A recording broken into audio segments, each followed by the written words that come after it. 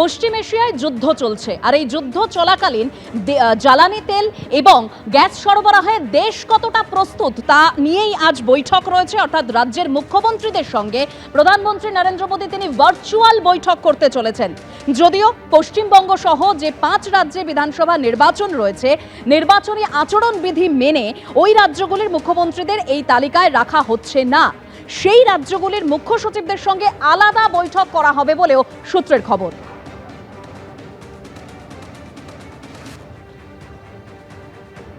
এই model code of conduct তো ওনাদের জন্য অ্যাপ্লাই করে না, খালি আমাদের জন্য অ্যাপ্লাই করে, অপোজিশনের জন্য অ্যাপ্লাই করে, রুলিং পার্টির জন্য তো অ্যাপ্লাই করে না মডেল কোড অফ কন্ডাক্ট। তাহলে মনে হয় যে আমাদের মুখ্যমন্ত্রী, মাননীয় মুখ্যমন্ত্রী মমতা বন্দ্যোপাধ্যায়ের এই মিটিংয়ে থাকা বা অন্যান্য স্টেট, তামিলনাড়ু বলো, স্ট্যালিনজি বলুন বা হেমন্ত বিশ্ব শর্মা বলুন, আসামের বা কেরালার যিনি আছে, এদের সবার থাকা উচিত ছিল।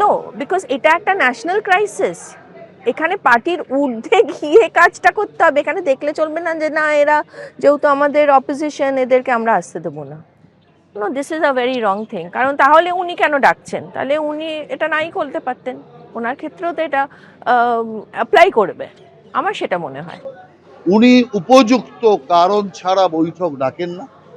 অতএব প্রধানমন্ত্রী চাইছেন যাতে মানুষ সমস্ত সুবিধা ঠিকঠাক ভাবে পায়, কোনো অসুবিধা নেই। তাও একদল লোক একটা নানা রকম অপপ্রচার তৈরি করে মানুষকে বিভ্রান্ত করার চেষ্টা করছে। সেই বিভ্রান্তি থেকে বেরিয়ে আসা দরকার। আর সেই কারণে প্রধানমন্ত্রী তার যে চিন্তা ভাবনা সেগুলো বিভিন্ন রাজ্যে জানাচ্ছে। এই রাজ্যে ইলেকশন আছে তাই মুখ্য সচিব যাবে, আর ইলেকশন থাকলে কি মুখ্যমন্ত্রী যেতেন? আর গেলে ওখানে একটা মাইকের তার খুলে দিয়েছে বলে নাটক করে ফিরে আসতেন। যে কারণেই তো পশ্চিমবাংলা পিছিয়ে আছে। অন্য রাজ্য কেন্দ্রের সাথে সহযোগিতা করে এগোচ্ছে, আর পশ্চিমবাংলা কেন্দ্রীয় সরকারের সাথে যুদ্ধ করে ক্রমাগত পেঁচাচ্ছে। ভারতে লকডাউন আসছে বলে যে প্রচার করা হচ্ছে তা গুজব। এক্স হ্যান্ডেলে এভাবেই পোস্ট করেছেন পেট্রোলিয়াম মন্ত্রী হরদীপ সিং পুরী। তিনি আরও পোস্টে উল্লেখ করেছেন যে ভারত সরকার এমন কোনো প্রস্তাব নিয়ে চিন্তা ভাবনা করছে না। আমাদের শান্ত, দায়িত্বপূর্ণ ও একজোট থাকতে হবে, এটা গুরুত্বপূর্ণ। এমন গুজব ও প্যানিক তৈরি করা ক্ষতিকারক ও দায়িত্ব জ্ঞানহীন কাজ। এক্স হ্যান্ডেল এভাবেই পোস্ট করেছেন পেট্রোলিয়াম মন্ত্রী হরদীপ সিং পুরী। सर, एक लॉकडाउन का जो अफवाह उड़ रहा था उसको नहीं, ये सब कौन अफवाहें उड़ाते हैं। प्रधानमंत्री जी ने बहुत साफ तौर से बताया था कि पैनिक नहीं होना है। जमाखोरियों को चेतावनी दिया है, राज्य सरकारों को आह्वान किया है कि कोई इसमें होर्डिंग ना करे, पैनिक क्रिएट ना करे। भारत सरकार पूरी तरह से स्थिति का नियंत्रण में पूरा रखा हुआ है और आम लोगों को तकलीफ नहीं होने के लिए टॉप लेवल से बॉटम लेवल तक प्राइम मिनिस्टर साहब खुद कंटिन्यूसली मॉनिटर करते हैं।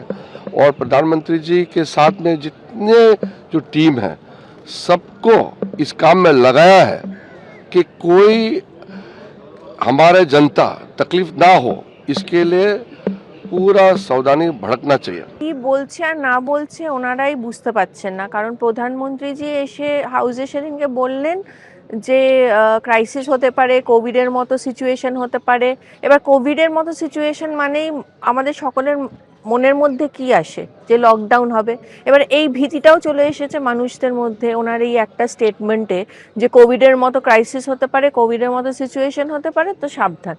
এবার এইটা তো মানুষ ভাবছে যে কোভিড মানেই আমরা দেখি যে হঠাৎ করে উনি যেরকম কোভিডে হঠাৎ করে উনি তো সবকিছু হঠাৎ করে করেন। ডিমনিটাইজেশনও হঠাৎ করে করেছিলেন, কোভিডের লকডাউনও হঠাৎ করে করেছিলেন। তখন ভাবেনি যে এতগুলো যে আমাদের মাইগ্রেন্ট ওয়ার্কার্স আছে, ইমিগ্রেন্টসরা, মানে যারা আমাদের পরিযায়ী শ্রমিকদের কি হবে। আমরা তো দেখেছি, আমরা তো ডকুমেন্টারিও দেখেছি পরিযায়ী শ্রমিকদের কি হাল হয়েছিল লকডাউনের সময়।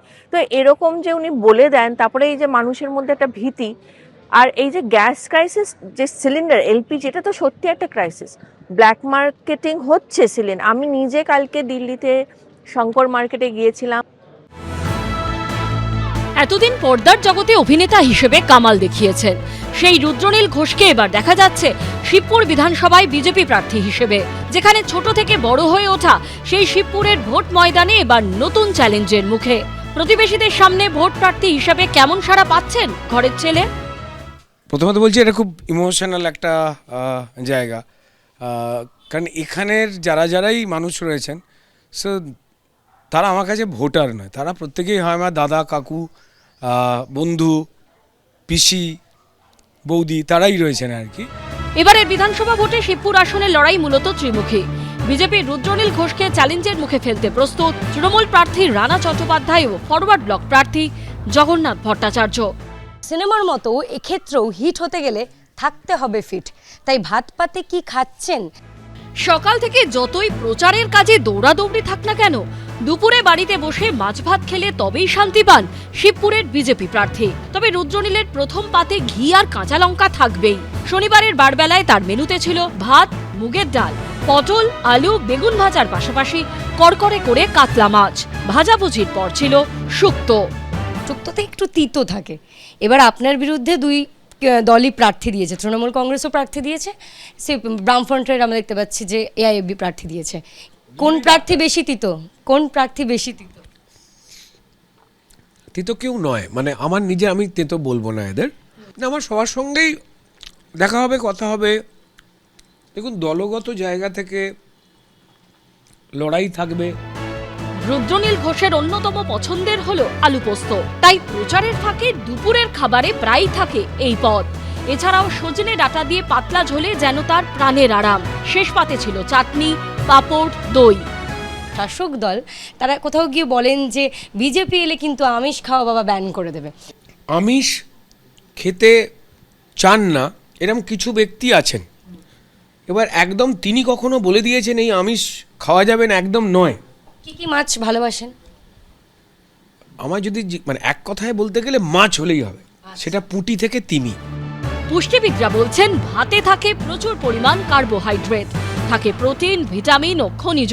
পোস্তয় থাকে ক্যালসিয়াম, ম্যাগনেসিয়াম, ফসফরাস ও আয়রন। মাছে আছে প্রোটিন, ভিটামিন ও ক্যালসিয়াম। সজনে ডাঁটায় থাকে ভিটামিন, ক্যালসিয়াম থেকে প্রচুর খনিজ উপাদান। এত সাজিয়ে গুছিয়ে আমরা দেখি সচরাচর আইবুড়ো ভাতও খাওয়া হয়।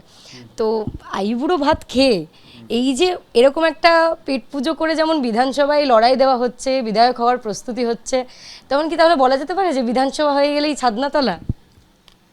আমার ছাদনাতলার প্রতি আন্তরিক সমর্থন আছে। ওদিকে কি মিষ্টি খাওয়াবে? খাওয়ালে কোন মিষ্টি খাওয়াবে? দই। দই কি দই খাওয়াবে? অবশ্যই লাল দই। একটু হালকা মাথাটাকে এতে মোটা যেটা সর পড়ে সেইটাকে দিয়ে পরিষ্কার, আমাদের প্রিয় নেতাকে, আমাদের প্রিয় প্রধানমন্ত্রীকে দিয়ে বলবো যে খাকে দেখিয়ে।